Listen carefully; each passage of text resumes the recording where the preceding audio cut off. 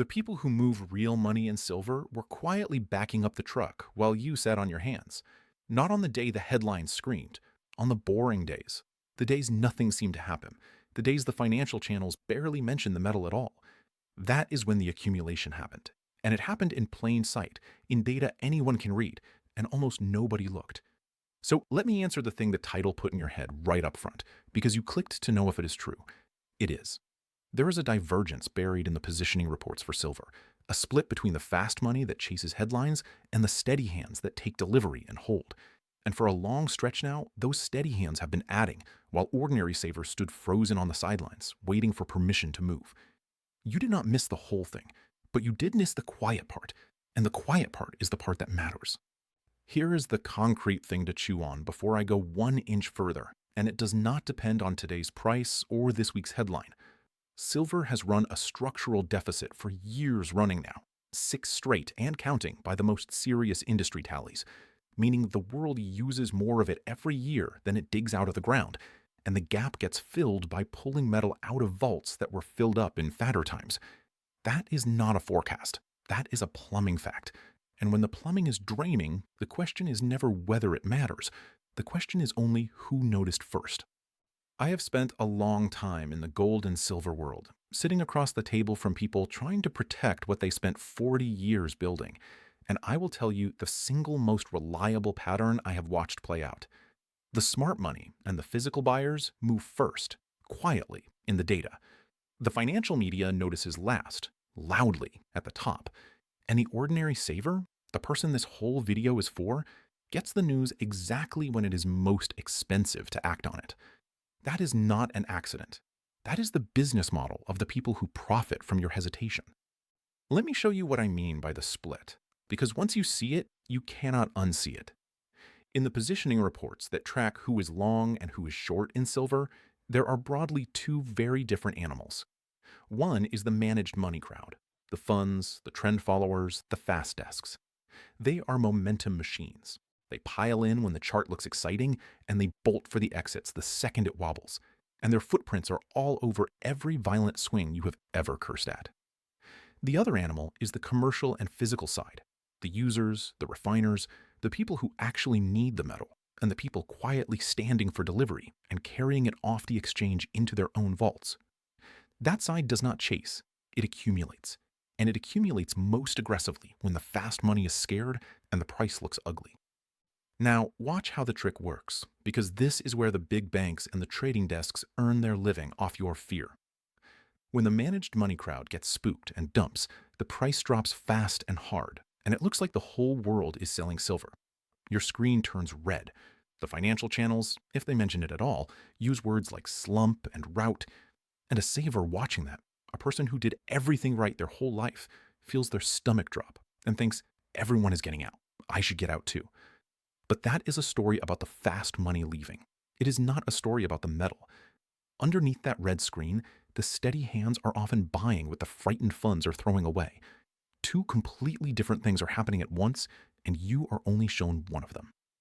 I want you to meet the person I keep thinking about when I explain this, because he is who this is really about. Picture a machinist, 38 years on the floor, a man who spent his whole working life around the actual stuff. Silver in the contacts, silver in the solder, silver in 1,000 parts that pass through his hands. He retired with a decent nest egg, low 6 figures, everything he had. And when silver would lurch down on one of these fast money flushes, he would sit there and think he was a fool for ever paying attention to it, that the smart people must know something he did not. He had it exactly backwards. The people he thought were smart were the ones fleeing. The truly patient money was doing what he, of all people, understood in his bones, buying a real thing that the world cannot function without and is running short of.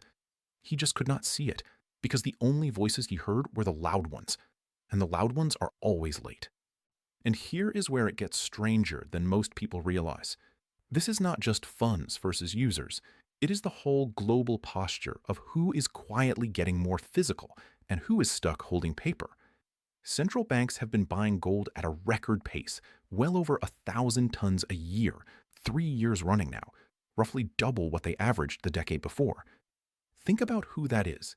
The most conservative, most risk-averse institutions on the planet, The ones whose entire job is to not get surprised decided all at once that they wanted more real metal in their own vaults. When the most cautious money on earth moves first and moves hard, that is not noise. That is the tell. And it points straight at what you can actually do about it. So let me stop here and be useful for a minute. If you are sitting on $100,000 or more in a 401k or an IRA, and you have been watching the most careful institutions in the world quietly move a portion of their wealth into real metal while wondering whether you are allowed to do the same, the answer is yes, and it is more straightforward than the industry lets on. We put together a free guide called the Retirement Wealth Protection Guide.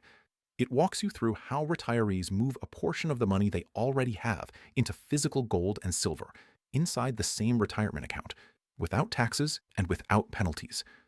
This is not just for insiders or the wealthy. If you have $100,000 or more in any retirement account, this is for you. If you are watching on your TV, scan the QR code on your screen right now. If you are on your phone or your computer, go to readfamilyguide.com. From our family to yours, no obligation, nothing to buy. Get the guide, read it at your kitchen table, and you will understand the machinery the big banks would rather you never learned. Now, let me be honest with you the way I would want someone to be honest with me, because trust is not built by telling you only the exciting half. None of this means silver goes straight up. It does not. This is one of the most volatile things you can own, and the same fast money flushes I just described can and will slam it lower even when every fundamental is pointing the other way. I have watched silver fall roughly a third in a matter of days, driven not by a single change in the actual supply and demand of the metal, but by the exchange raising the cost to hold a position, forcing leveraged traders to sell whether they wanted to or not. Nothing real changed. The metal was just as scarce the week after as the week before, but the price got cut like a knife anyway. So if you own silver, understand what you own. It is a long fuse, not a fireworks show. Anyone who tells you they know the day is selling you something. But here is what the volatility hides, and this is the part almost nobody gets to. Silver is not like gold in one crucial way, and it changes everything about that deficit I mentioned. Gold, when we buy it, gets hoarded. It goes into a vault or a drawer, and it sits.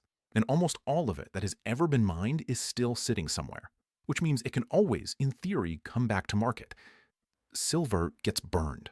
It gets used, dispersed in tiny amounts across solar panels and electronics and 1,000 industrial jobs, in quantities too small and too scattered to be worth digging back out.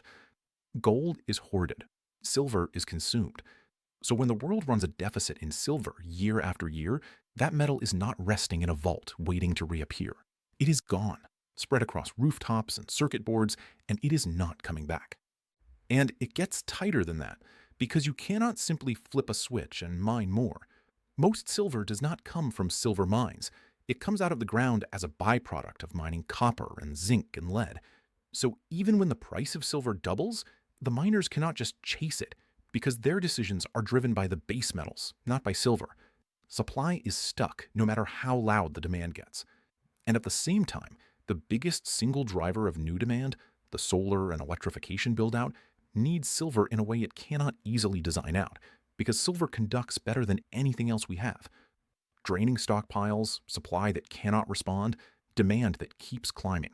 That is the setup the steady hands can read and the fast money cannot be bothered to. You can see the pressure showing up in the physical market itself in ways that are hard to fake. The deliverable silver sitting in the exchange vaults, the metal actually available to satisfy contracts, has been drawn down toward multi-year lows as more buyers insist on taking the real thing instead of rolling a paper position. Over in China, the appetite for physical metal has been so strong that the Shanghai market has traded at a persistent premium to London and New York, pulling silver eastward, out of Western vaults and into hands that intend to keep it. When the real stuff commands a premium in one part of the world, that is the market whispering that paper and metal are not the same, and that someone, somewhere, would rather have the metal. Which brings me to the quiet fraud at the heart of the whole thing. There is far more silver that trades on paper than there is deliverable metal to back it. Many claims exist for each real ounce that can actually be handed over, and for most of history, that works fine. the same way a bank works fine, as long as everyone does not ask for their deposit on the same afternoon. The paper price and the metal price stay glued together because hardly anyone ever demands the physical. But the steady hands I keep pointing you toward are the ones who do demand it. They take delivery, they carry it off, and every ounce that leaves the system that way is an ounce that cannot be used to paper over the next shortage. The people who understand this are voting with their feet, one delivery at a time. And it does not show up on the financial channels because it does not make an exciting daily story. It only makes a decade. I have seen this movie before, and here is how it tends to go. There is a long, dull, discouraging stretch where the metal goes nowhere, where the patient buyers look foolish and the fast money laughs, and where the ordinary saver gives up right before it matters. Back in the middle of the last great run in the 1970s, gold did not go up in a clean line. It nearly halved in the middle of that bull market, cut roughly in two, and a whole generation of people concluded the story was over and sold. Then it went on to multiply many times over from there into its peak. The people who got shaken out in the ugly middle were technically right about the fear and completely wrong about the outcome. That is the trap. The middle is designed to make you quit. So let me name the fear directly, because I know some of you are living it right now. If you are holding silver and your stomach tightens every time you open the app, if you are starting to wonder whether the patient money was ever really there, or whether you talked yourself into a story, I understand that feeling completely, and I am not going to wave it away. That knot is real. But I want you to separate two things that the loud voices deliberately blur together. The price on a given afternoon is a story about who panicked. The metal in the ground, the deficit, the vaults draining, the most cautious institutions on earth quietly loading up, that is a story about where this ends. Do not let someone tell you the first story and pretend it is the second. Here is the recognition I most want you to walk away with, and it is the whole reason this matters today instead of someday. By the time this is obvious, it will be too late to be early. Right now, the accumulation is happening in the boring corners, in the delivery data, in the vault drawdowns, in the central bank ledgers, in premiums half a world away, and the mainstream has simply not connected the dots yet. The pension funds are not here. The financial talk shows are not leading with it. Your neighbor is not asking you about it at the barbecue. That silence is not evidence that nothing is happening. That silence is the opportunity. Because when it does finally break into the open, when every advisor starts recommending it and it leads the evening business segment, the patient money that moved during the quiet will already be sitting on the part that was easy. The crowd always arrives after the door has swung shut. You are hearing this while the door is still open, and that is worth more than any number I could put on a screen. That machinist I told you about, the one who thought he was a fool, he finally understood it when he stopped listening to the loud red screen and started asking a simpler question. Who is quietly buying the thing I spent my life bathing with, and why? Once he asked it that way, the answer was not confusing at all. The people who need the metal and the people who trust the metal were accumulating. The people who trade the headline were not. And the only person caught in the middle, frozen, waiting, was him. He was not too dumb to see it. He was just standing too close to the noise. So think honestly about your own position, not as a gamble, but as a foundation. Own an amount you can hold through an ugly stretch without ever being forced to sell at the worst possible moment, because the forced seller is the fast money's favorite meal, and you never want to be on that plate. Own the real thing where you can, the metal itself, not just a paper promise that only works until everyone asks for delivery at once. And never, ever sell into the bottom of a fear-driven flush just because the loud voices told you the world was ending. Those are principles, not a prescription. And the honest truth is, I cannot know the day or the level. But I can tell you which side of that positioning split has been right across the long arc of my career. And it has not been the side that chases headlines. Which is exactly why I want to leave you with the whole picture, and not just the part for you. This is not only about protecting what you built. It is about what you pass on. The decision to move a portion of your wealth into something real, something that cannot be printed and cannot be frozen and does not depend on anyone else keeping a promise, is a decision your children and your grandchildren inherit right along with the metal. So here is the last thing I will ask of you. Get the free Retirement Wealth Protection Guide. If you are on your TV, scan the QR code on your screen. If you are on your phone or your computer, go to readfamilyguide.com. And for those of you with $100,000 or more in a retirement account who watch this all the way through, mention that when you reach out, and we will set up a free one-on-one educational web conference, just you and someone from our family, to walk through how this actually works for your situation. There is no fake deadline here, and I would not insult you with one. But understand this. The window where a decision like this is still calm, still cheap, still fully reversible is exactly the window when nothing feels urgent. That window is open right now, in the quiet, before the crowd. From our family to yours. So let me end where I began, with the truth the title promised you. The smart money loaded silver while you waited, yes, but not because they were smarter than you. They simply read the boring data instead of the loud headlines, and the boring data told them metal was quietly walking out the door. You now know the same thing they did. The only question left is whether you stay frozen, watching the red screen, like that machinist almost did, or whether you finally ask the simple question he did. Who is really buying, and why? Answer that honestly, and you will never again mistake the noise for the story.